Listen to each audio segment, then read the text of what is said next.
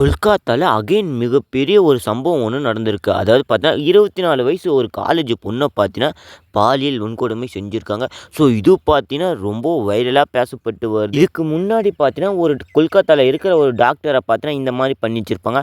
So அது எப்படி பேசுனாங்கன்னு உங்களுக்கும் தெரிஞ்ச விஷயம். அதாவது பார்த்தீங்கன்னா, இந்த உலக அளவுல இந்த ஒரு நியூஸ பத்தி ரொம்பவும் வைரலா பேசப்பட்டுச்சு. ஸோ அதனாலேயே பார்த்தீங்கன்னா, அகைன் இந்த ஒரு நியூஸையும் பார்த்தீங்கன்னா, அகைன் பேசுவாங்கன்னு நான் நினைக்கிறேன். ஏன்னா கிட்டத்தட்ட ஒரு பொண்ண பார்த்தீங்கன்னா 4 பேர் சேர்ந்து பாலியல் வன்கொடுமை செஞ்சிருக்கானுங்க. ஸோ அதை பற்றி தான் இந்த ஒரு வீடியோவில் இருக்க போது. மறக்காமல் நம்ம சேனல் புதுசாக சப்ஸ்கிரைப் பண்ணி வச்சுட்டு வீடியோக்கு லைக் கொடுத்துட்டு உங்கள் ஃப்ரெண்ட்ஸ் எல்லாம் ஷேர் பண்ணிட்டாங்க. வீடியோக்குள்ளே போகலாம்.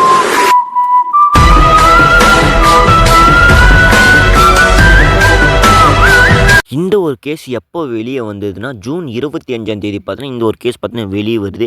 அதாவது பார்த்தீங்கன்னா, போலீஸும் விசாரிக்க ஆரம்பிச்சிட்டாங்க. மருத்துவ குழுவும் பார்த்தீங்கன்னா, இதுக்கான ரீசர்ச் பார்த்தீங்கன்னா கொடுக்க ஆரம்பிச்சிட்டாங்க. நான் இதுக்கு முன்னாடியே சொல்லியிருப்பேன், ஒரு டாக்டரை பார்த்தீங்கன்னா ரேப் பண்ணிட்டா ஒரு கேஸ் வந்துருச்சுன்னு சொல்லுவோம். இது பார்த்தீங்கன்னா போன ஆண்டு வந்திருக்கு. அதாவது பார்த்தீங்கன்னா போன வருஷம் ஆகஸ்ட் மாதம் மார்ச் 9ஆம் தேதி பார்த்தீங்கன்னா இது நடந்திருக்கு. ஆர்ஜிகர் இந்த ஒரு மருத்துவமனையில் இந்த மாதிரி ஒரு சம்பவம் நடந்திருக்கு. நான் நம்ம சேனல்லே ஒரு வீடியோ போட்டிருப்போம். அகைன் பார்த்தீங்கன்னா இப்போ நடந்திருக்கு. அகைன் கொல்கத்தாலே நடந்திருக்குன்னா பார்த்துக்கோங்க. அந்த ஒரு டாக்டர் ரேப் கேஸில் பார்த்தேன் எவ்வளோ மக்கள் போராட்டம் செஞ்சாங்க, எவ்வளோ டாக்டர்ஸ்லாம் போராட்டம் பண்ணாங்க உங்களுக்கும் தெரிஞ்ச விஷயம் தான். ஏன்னா கிட்டத்தட்ட இந்த இந்தியா முழுக்க பார்த்தீங்கன்னா அலற அளவுக்கு பார்த்தீங்கன்னா அந்த அளவில் போராட்டம் இருந்தது. ஸோ அவனை தண்டிக்கணும்னு பார்த்தீங்கன்னா பல பேர் பார்த்தீங்கன்னா அவங்களுடைய உண்மைகளை பார்த்தீங்கன்னா தெரிவிச்சுட்டு வந்தாங்க. ஸோ அதை பற்றி நம்ம சேனலில் ஒரு வீடியோ போட்டிருப்போம். மறக்காமல் போய் பார்க்கலாம், பார்த்துடுவாங்க. சரி, இந்த வீடியோ முழுசாக கேளுங்க. இந்த சம்பவத்துக்கு என்ன தண்டனை கொடுக்க போகிறாங்கன்னு அது மெயினாக பார்க்கணும்ல. இந்த ஒரு கேஸை போலீஸ் விசாரிக்க பார்த்தீங்கன்னா ஜூன் 25ஆம் தேதி ஆகிருக்கு. அப்போனா இந்த சம்பவம் எப்போ நடந்திருக்குன்னு தெரிஞ்சுக்கணும்ல. அது ரொம்ப முக்கியமான விஷயம் இல்லை.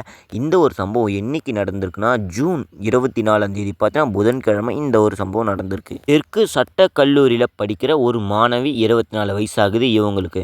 ஸோ இவங்களை பார்த்தீங்கன்னா கூட்டு பாலியல் வன்கொடுமை செஞ்சுருக்கிறதா பார்த்தீங்கன்னா ஜூன் 25ஆம் தேதி பார்த்தீங்கன்னா போலீஸுக்கு கேஸ் போது அவங்களும் விசாரிக்க ஆரம்பிக்கிறாங்க.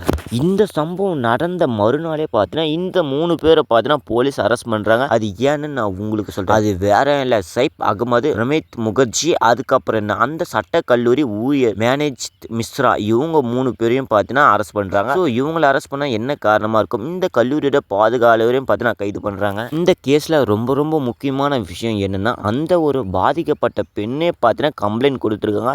ஸோ அவங்கள பாராட்டக்கூடிய விஷயம் தான். ஏன்னா இந்த மாதிரி அரக்க குணம் இருக்கிற இந்த நாய்ங்களால் தான் பல பேர் பார்த்தீங்கன்னா இன்னும் பார்த்தீங்கன்னா இந்த மாதிரி பிரச்சனைகளே வெளியே கொண்டு வராமே இருக்காங்க. பாதிக்கப்பட்ட இந்த 24 வயசு பொண்ணு அவங்க என்ன சொல்லியிருப்பாங்கன்னு பார்க்கலாம். இந்த பாதிக்கப்பட்ட பெண்ணு பார்த்தீங்கன்னா ஸோ புதன்கிழமை ஈவினிங்காக பார்த்தீங்கன்னா மோனோஜித் மிஸ்ரா இவங்கள பார்த்தீங்கன்னா கூப்பிட்டுருக்காங்க. அதாவது பார்த்தீங்கன்னா பேசுகிறதுக்கு. அதாவது பார்த்தீங்கன்னா உங்களுக்கு திருமணம் செய்ய விருப்பமாக இருக்கான்னு பார்த்தீங்கன்னா கேட்டிருக்காங்க அந்த மோனோஜித் மிஸ்ரா.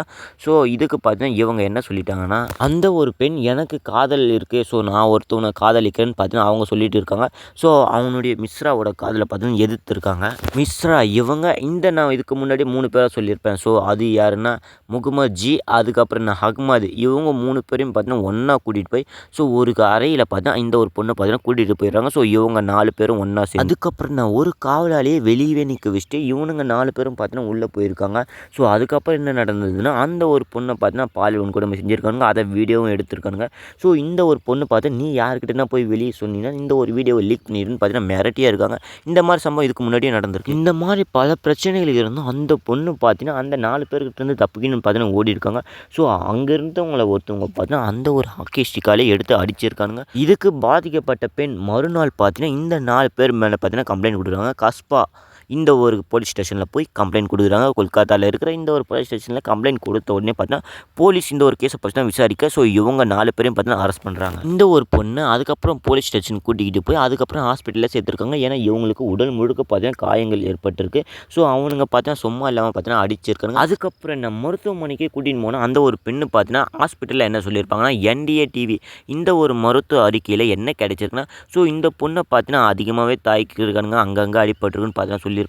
ஸோ இதில் என்ன பாலிடிக்ஸ் இருக்காடான்னு கேட்டிங்கன்னா அதையும் பார்க்கணும், வாங்க பார்த்துட்டு வந்துடலாம். இந்த பாலியல் வன்கொடுமைக்கு செஞ்ச முக்கியமான காரணம் மனோஜித் மிஸ்ரா. இவங்க பார்த்தீங்கன்னா காங்கிரஸ் கட்சியில் மாணவர் பிரிவு நிர்வாகியாக பார்த்தீங்கன்னா இருந்துக்கிட்டு வராங்க. ஸோ இந்த அரசியலுக்கும் இந்த ஒரு பாலியல் வன்கொடுமைக்கும் சம்மந்தம் இருக்குமாடான்னு கேட்டிங்கன்னா இந்த மாதிரி ஒரு பொசிஷனில் இருக்குங்க இந்த மாதிரி பண்ணாக்கா பாலிடிக்ஸ் வரைக்கும் உள்ளே போக தான் செய்யும். ஆளுங்கட்சியில் இருக்கிறவங்க இப்போ இந்த மாதிரி ஒரு கேஸ் கிடைச்சோடனே எல்லாரும் பார்த்தீங்கன்னா பேச ஆரம்பிப்பாங்க. எதிர்கட்சியில் இருக்கிறவங்க எல்லாரும் பார்த்தீங்கன்னா அவங்களுடைய கண்டனத்தை தெரிவிப்பாங்க. அதே மாதிரி தான் எல்லா பாலிடிக்ஸ்லையும் நடந்து அவங்கக்கிட்ட இருக்குது. ஸோ அதே மாதிரி தான் எதிர்க்கட்சிகள் எல்லாம் பார்த்தீங்கன்னா இவங்க மேலே பார்த்தீங்கன்னா வன்மையை தெரிவிச்சுட்டு வந்தாங்க. அதுக்கப்புறம் என்ன தாக்குதல் நடந்த அந்த ஒரு அறைக்கு பார்த்தீங்கன்னா போலீஸ் சீல் வச்சுட்டாங்க. ஸோ அந்த அறையில் இனிமேல் யாரும் போகக்கூடாது. அதுக்கப்புறம் என்ன விழாக்காமல் மறுநாள் பார்த்தீங்கன்னா இந்த ஒரு 3 பேரையும் அரெஸ்ட் பண்ணி பார்த்தீங்கன்னா விசாரிக்க ஆரம்பிச்சிட்டாங்க. இந்த கேஸில் அகெயின் பார்த்தீங்கன்னா பல திருப்பங்கள் வரலாம் நான் நினைக்கிறேன். எல்லாமே பார்த்தீங்கன்னா உள்ளே வருது பாலிடிக்ஸ் முதற்கொண்டு பார்த்தீங்கன்னா இன்னொரு ரீசர்ச் பார்த்தீங்கன்னா சர்ச் பண்ணிக்கிட்டு தான் இருக்காங்க. சரி, இந்த ஒரு வீடியோ பற்றி நீங்கள் என்ன சொல்கிறீங்கன்னு மறக்காமல் கமெண்ட்டில் சொல்லிட்டு வீடியோ பிடிச்ச லைக்கே கொடுத்துட்டு உங்கள் ஃப்ரெண்ட்ஸாக ஷேர் பண்ணிட்டாங்க. அடுத்த வீடியோவில் பார்க்கலாம்.